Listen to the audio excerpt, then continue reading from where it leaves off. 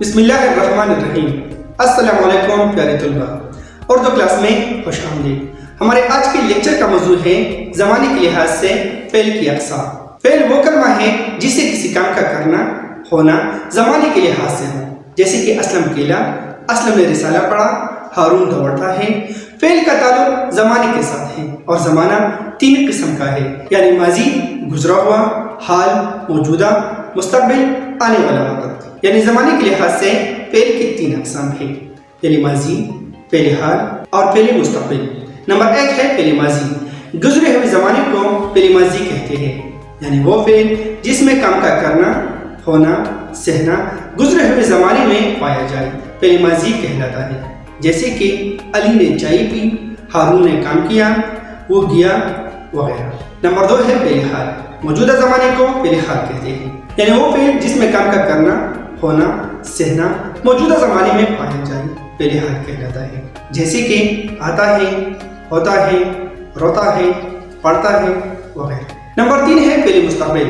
आने वाले ज़माने को फ़ेल मुस्तक़बिल कहते हैं, यानी वो फ़ेल जिसमें काम का करना होना सहना आने वाले वक्त में पाया जाए, फ़ेल मुस्तक़बिल कहलाता है। जैसे कि किसान फसल काटेगा, वो आएगा, वो कल पेशावर जाएगा वगैरह। तो चलो आओ मज़ीद मिसाली और यही तारीफें व्हाइट बोर्ड पर लिखते हैं।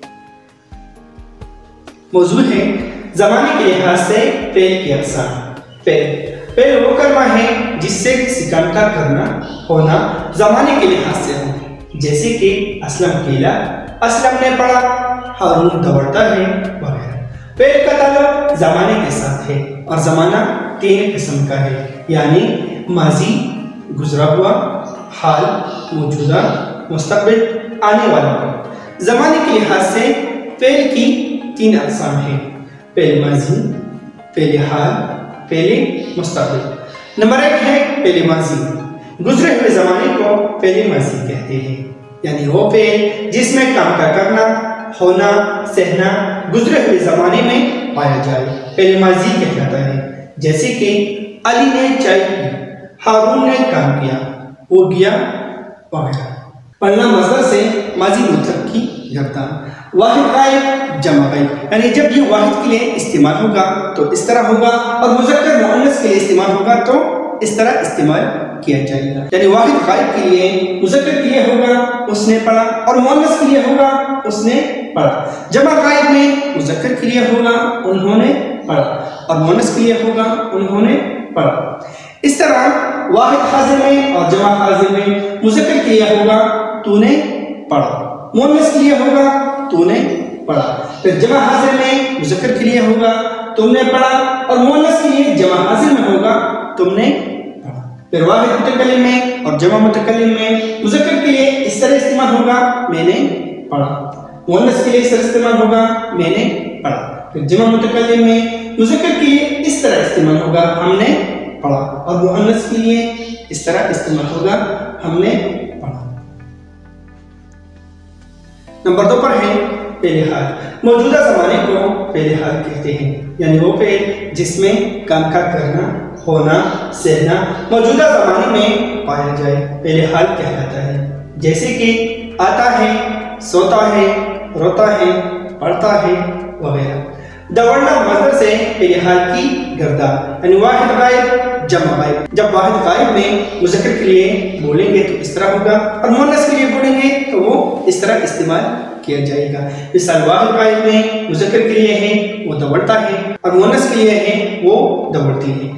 जमा गायब में मुज़क्कर के लिए है वो दौड़ते हैं और जमा गायब में मुअन्नस के लिए है वो दौड़ती है। फिर इस तरह वाहिद हाज़िर में और जमा हाज़िर में मुज़क्कर के लिए है तू दौड़ता है और मुअन्नस के लिए है तू दौड़ती है।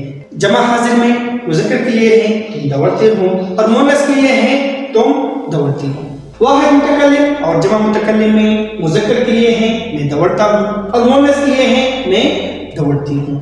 जमा मुतकल्लिम में मुज़क्कर के लिए है हम दौड़ते हैं और मुअन्नस के लिए है हम दौड़ती हैं। नंबर 3 पर है फ़ेल मुस्तक़बिल। आने वाले ज़माने को फ़ेल मुस्तक़बिल कहते हैं, यानी वो फ़ेल जिसमें काम का करना होना सहना आने वाले वक्त में पाया जाए, फ़ेल मुस्तक़बिल कहलाता है। जैसे कि किसान फसल काटेगा, وہ آئے گا، وہ کل پشاور جائے گا وغیرہ۔ کہنا مصدر سے پہلے مستقبل کی گردان، یعنی جب ہم پہلے مستقبل کی گردان کریں گے تو واحد غائب میں مذکر مؤنث کے لیے اس طرح استعمال ہوگا، اور جمع غائب میں مذکر اور مؤنث کے لیے اس طرح استعمال ہوگا۔ واحد غائب میں مذکر کے لیے اس طرح ہوگا، وہ کھیلے گا، اور مؤنث کے لیے وہ کھیلیں گی۔ جمع غائب میں مذکر کے لیے ہوگا، وہ کھیلیں گے، جمع غائب میں مؤنث کے لیے ہوگا، وہ کھیلے گی۔ واحد حاضر جمع حاضر، واحد حاضر میں مذکر کے لیے ہوگا تو کھیلے گا، مؤنث کے لیے ہوگا تو کھیلے گی۔ جمع حاضر میں مذکر کے لیے ہوگا تم کھیلو گے، جمع حاضر میں مؤنث کے لیے ہوگا تم کھیلو گی۔ واحد متکلم جمع متکلم میں مذکر کے لیے ہوگا میں کھیلوں گا، مؤنث کے لیے ہوگا میں کھیلوں گی۔ جمع متکلم میں مذکر کے لیے ہوگا ہم کھیلیں گے، مؤنث کے لیے ہوگا ہم کھیلے گی۔ یہ تھے زمانے کے لحاظ سے فعل کی اقسام، یعنی ماضی، حال، مستقبل اور ان کی کچھ گردانیں۔ آپ ان گردانوں اور مذکر مؤنث واحد جمع کے فرق کو اچھی طرح ذہن نشین کیجیے تاکہ نثر لکھتے وقت غلطی کا احتمال نہ ہو۔ امید رکھتا ہوں کہ یہ ویڈیو یعنی یہ لیکچر آپ کے لیے کارآمد ہوگا۔ اگر آپ کا کوئی سوال ہے تو آپ مجھ سے کمنٹس میں پوچھ سکتے ہیں، میں کوشش کروں گا کہ آپ کے سوال کا جواب ضرور دوں گا۔ ملتے ہیں ایک نئی ویڈیو کے ساتھ، تب تک کے لیے خدا حافظ۔